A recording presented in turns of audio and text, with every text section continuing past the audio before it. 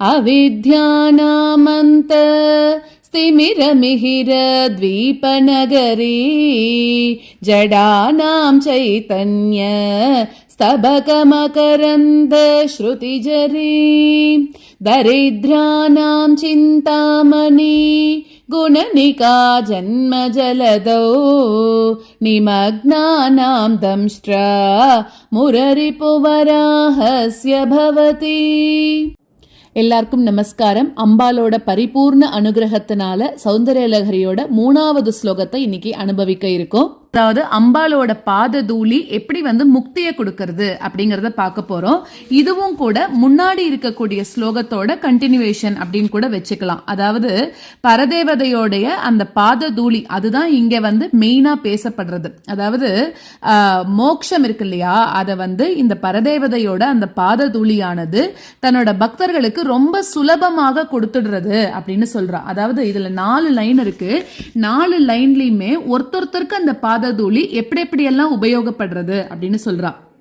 முதல் லைன்ல என்ன சொல்றான்னா, அவித்யில மூழ்கி இருக்கக்கூடியவாளுக்கு, அதாவது மற்ற சப்ஜெக்ட்ல எல்லாம் நாலேஜ் நிறைய இருக்கும், எஜுகேஷனல் வைஸ் நல்ல நாலேஜா இருப்பா. ஆனா இந்த ஆன்மீகம்னு சொல்லக்கூடிய இதுல இத இங்க நாலேஜ் இல்ல. சோ இதுல அவித்யா இருக்கிறவாளுக்கு எப்படி சூரியன் ஒரு வெளிச்சம் கொடுத்தா அந்த வெளிச்சம் எவ்வளவு கரெக்டா இருக்குமோ அதே மாதிரி இந்த அம்பாலோட பாத தூளியானது வெளிச்சத்தை அவளுக்கு கொடுக்கக்கூடியதாக இருக்கு அப்படின்னு சொல்றான். அடுத்தது முதல்ல சொன்னது மற்ற விஷயங்கள்ல ஞானம் இருக்கு, ஆனா ஆன்மீகத்துல மட்டும் ஞானம் இல்லைன்னு.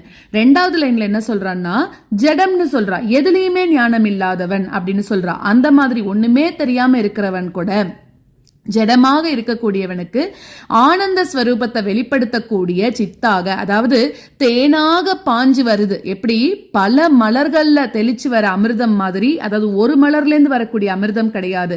அம்பாலோட பாதத்துளி ஒரு ஜடம் மாதிரி இருக்கிறவனுக்கு எப்படி இருக்குன்னா, பல மலர்கள்ல இருந்து அமிர்தம் வந்தா எப்படி இருக்குமோ அந்த அளவுக்கு இனிமையா இருக்கா அம்பாலோட பாதத்தூளி ஒண்ணுமே தெரியாம இருக்கிறவனுக்கு. அடுத்தது ஒரு தரித்திரன், தரித்திரன்னா அவனுக்கிட்ட காசு பணம் எதுவுமே இல்லாத ஒருத்தன், அவனுக்கு எப்படி இருக்கு அப்படின்னாக்க, சிந்தாமணி கற்கள் அது என்ன பண்ணும், ஒரு சிந்தாமணி கல் இருந்தாலே கேட்டதெல்லாம் கொடுக்கக்கூடியது அது. ஆனா இவாளுக்கு எப்படி இருக்கு அப்படின்னாக்க, பல சிந்தாமணிகளாலான ஒரு பெரிய மாலை மாதிரி இருக்கான். யாருக்கு? தரித்திரர்களுக்கு, எதுவுமே காசு பணம் இல்லாதவாளுக்கு அம்பாலோட பாததூளி அந்த மாதிரி இருக்கான்.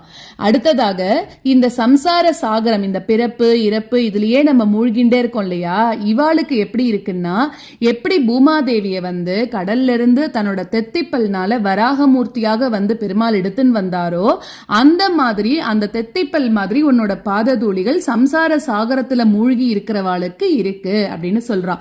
சோ அம்பாலோட பாததூளி ஒருத்தருக்கு எப்படி எப்படி வகையில உதவியாக இருக்கு அப்படின்னு சொல்றா. இது எல்லாத்தையும் கொடுத்து மோட்சத்தையும் கொடுக்கக்கூடியது உன்னோட பாததூளி அப்படிங்கிறது தான் 3வது ஸ்லோகம்.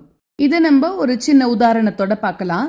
எப்படி கடலுக்கு கரையே கிடையாதோ, அதோட ஆழத்தை எப்படி ஒருத்தராலையும் கண்டுபிடிக்க முடியாதோ, அதே மாதிரிதான் இந்த சம்சாரம் அப்படின்னு சொல்லக்கூடிய ஒரு கடலுக்கும் கரையே கிடையாது. இதோட காம்பீரியம் இதெல்லாம் இவ்வளவுதான் அப்படின்னு யாராலையுமே தெரிஞ்சுக்கவும் முடியாது.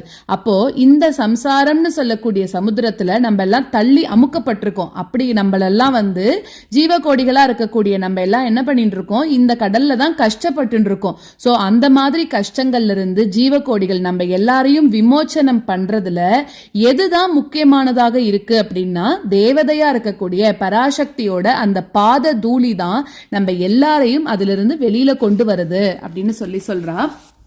அடுத்ததாக ஹிரண்யாக்ஷன், அந்த வராகமூர்த்தி சொன்னோம் இல்லையா, அவரோட தெத்திப்பல் மாதிரி தான் அம்பாலோட பாததூளி இருக்குன்னு, அதுக்கு ஒரு கதை சொல்றா. என்னன்னா, ஹிரண்யாக்ஷன் அப்படின்னு சொல்லக்கூடிய ஒரு அசுரனால இந்த பூமாதேவியானவளை என்ன பண்ணா, அவன் எடுத்துன்னு போய் சமுத்திரத்துல அவளை மூழ்கடிச்சுட்டான். அப்போ பாதாள லோகம் வரைக்கும் கொண்டு போயிட்டானாம்.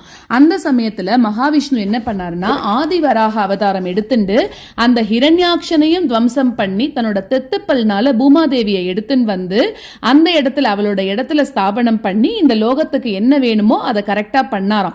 ஸோ அதே மாதிரி இந்த ஜீவன் நம்மளுக்கெல்லாம் இந்த காமன் அப்படின்னு சொல்லக்கூடிய ஹிரண்யாட்சனால நம்ம எல்லாரும் அபகரிக்கப்பட்டு சம்சார சமுத்திரத்தோட அந்த அடிபாகத்துக்கு நம்ம எல்லாரையும் கொண்டு போயிடுறா, அந்த கொண்டு போயிடுறது அது. ஸோ அது மாதிரி அப்போ நம்மளை எதுடா வெளியில கொண்டு வரும் அப்படின்னு பார்த்தாக்க தேவியோட அந்த பாத தூளியானது தான் வராக அவதாரம் பண்ண மகாவிஷ்ணுவோட தெத்திப்பல் மாதிரி இருந்துட்டு நம்ம எல்லாரையும் அதுல இருந்து வெளியில கொண்டு வரது, நம்ம எல்லாருக்கும் மோட்சம் கொடுக்கக்கூடியதும் தேவியோட பாத தூளி தான் அப்படின்னு சொல்றான். அதே மாதிரி இப்போ அடுத்தது நம்ம பார்த்தோம் இல்லையா, தரித்திரர்களுக்கு எப்படி அம்பாலோட பாத தூளி யூஸ் ஆகுது அப்படின்னு சொல்லிட்டு அவளுக்கு ஒரு சிந்தாமணி மாலை மாதிரியே இருக்கு அப்படிங்கிறா. அதாவது என்ன அப்படின்னா, சிந்தாமணி அப்படிங்கிறது ஒரு ரத்தினம். அந்த ரத்தினம் என்ன பண்ணும் அப்படின்னாக்க, தன்கிட்ட யார் என்ன கேட்கிறாளோ அவளுக்கு நிறைய பொருள் கொடுக்கறதோட கூட ஒரு நாளும் கூட இன்னும் நிறைய பொருட்களை உண்டு பண்ணி அந்த பொருட்களாலே ஸ்வர்கலோகத்தையே நிரப்பிடுமா. ஸோ அந்த சிந்தாமணி ரத்னத்துக்கு அவ்வளோ விசேஷம் இருக்கு அப்படின்னு சொல்றா. சோ அந்த சிந்தாமணி ரத்னம் இருந்ததுனாலதான் தேவேந்திரனுக்கும் கூட விசேஷ பெருமைகள்லாம் இருக்கு அப்படின்னு சொல்றா. ஸோ அந்த மாதிரி எதுவுமே காசு பணம் இல்லாதவாளுக்கு இது அம்பாலோட பாதத்தூளி எப்படி இருக்குன்னாக்க ஒரு சிந்தாமணி மாலையாக இருந்து அவளோட கஷ்டத்திலிருந்து வெளியில கொண்டு வருது அப்படின்னு சொல்றா. ஸோ ஓவராலா பார்த்தோம் அப்படின்னாக்க அம்பாலோட பாதத்தூளி தான் நம்ம எல்லாருக்கும் முக்தி கொடுக்கக்கூடியது அப்படிங்கறத புரிஞ்சுக்கிறோம். அவித்யானாமந்த स्तिमिरमिहिर द्वीपनगरी जडानां चैतन्य स्तबकमकरन्द श्रुतिजरी दरिद्राणां चिन्तामणि गुणनिका जन्मजलदौ निमग्नानां दंष्ट्रा मुररिपुवराहस्य भवति.